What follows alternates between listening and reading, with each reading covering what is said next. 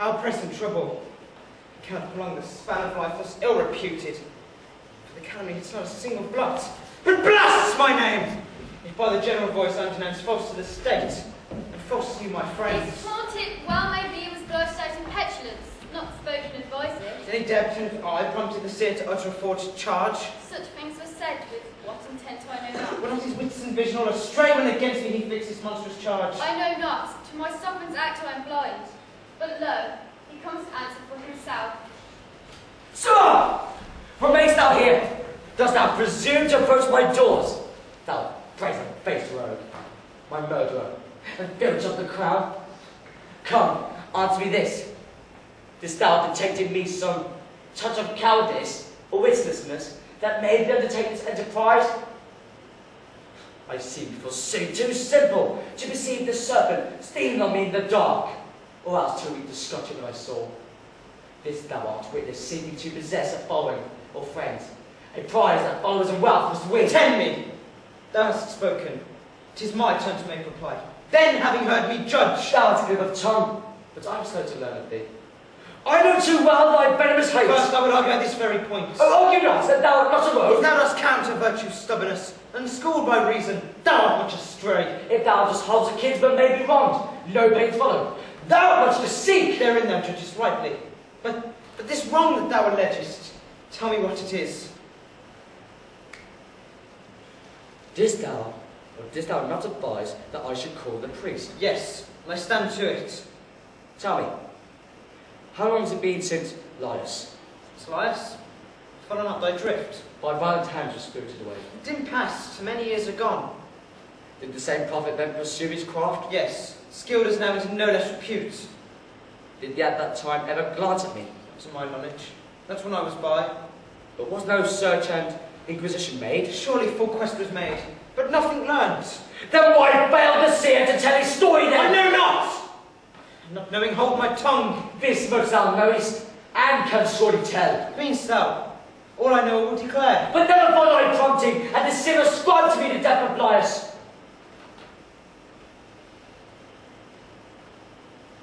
If so, thou knowest best. But I will put thee to question in my turn. Question and prove me murder. If thou canst.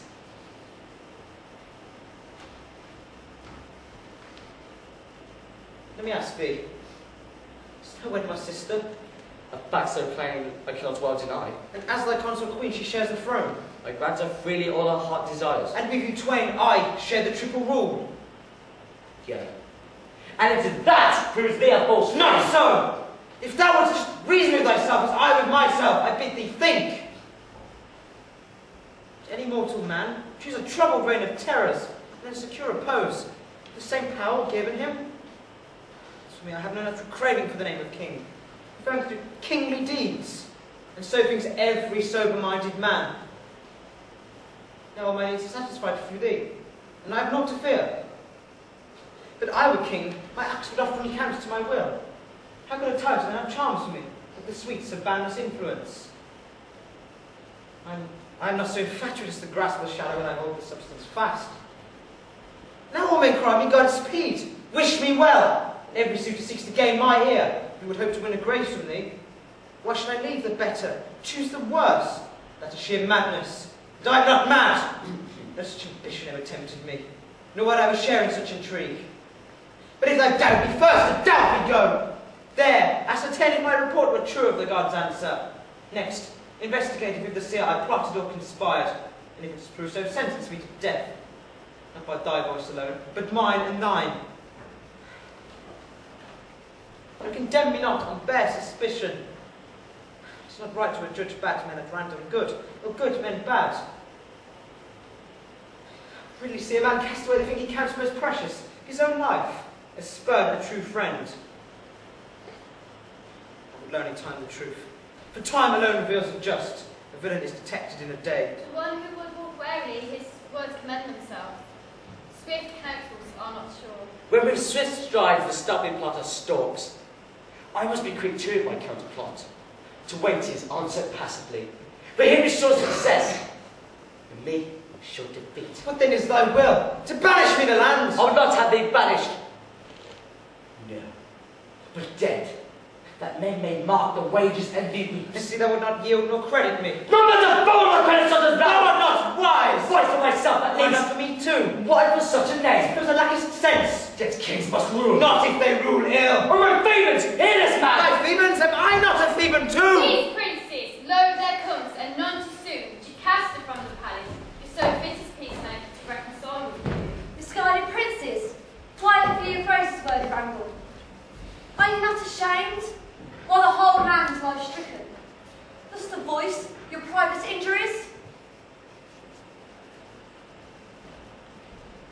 Go in, my lord. Go home, my brother, and forbear to make a public scandal of a petty grief. My royal sister, Oedipus, thy lord, hath bid me choose, O dread alternative, an outlaw's exile or a felon's death. Yes, lady, I've caught him practicing against my royal person, his vile arts. May I never speak but die accursed if I am in any way guilty of this charge!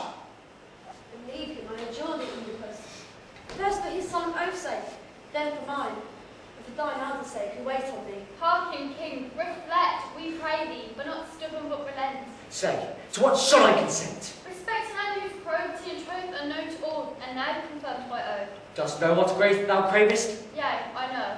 Declare it then, and make thy meaning plain. Brand not a friend whom Babington's assail, let not suspicion against his oath prevail. Bethink you that in seeking this, you seek my very death or banishment. No, by the leader of the host divine, witness, thou son, such thought was never mine.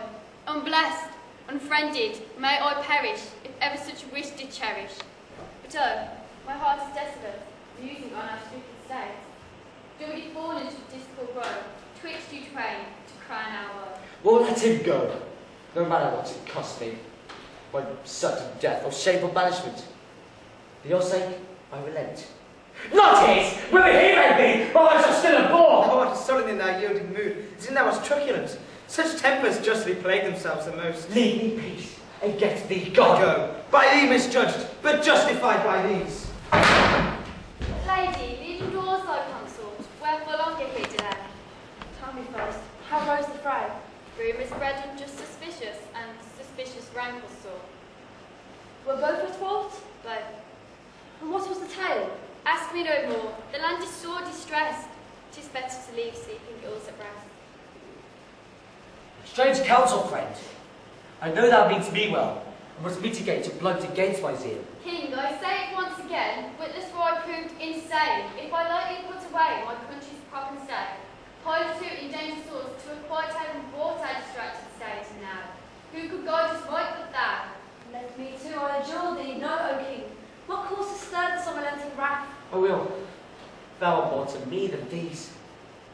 Lady, the cause is Creon and his plots.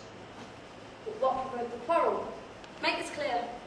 He points me out as Liza's murderer! Of his own knowledge or upon report? He's much too cunning to commit himself, and makes a mouthpiece of a knavish seer. Then thou mayest ease thy conscience on that score. Listen, and I'll convince thee that no man have Scot or not in prophetic art. Here is the proof in brief. The oracle once came to Rose. I will not say it was from the doubtful God himself, or from his ministers, declaring he was doomed to perish by the hands of a child. A child that should be brought to him by me. Now Laius, so at least reports affirmed, was murdered on a day by highwaymen. No, natives, at a spot where three roads meet. As for the child, it was but 3 days old when Laius, its ankles pierced and pinned together, gave it to be cast away by others on the trackless mountainside.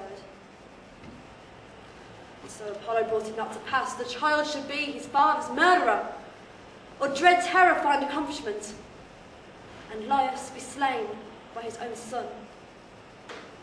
Such was the prophet's horoscope.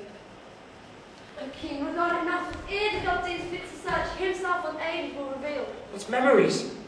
What wild tumult of the soul came over me, lady, as I heard thee speak? Means thou, what has shocked and startled thee?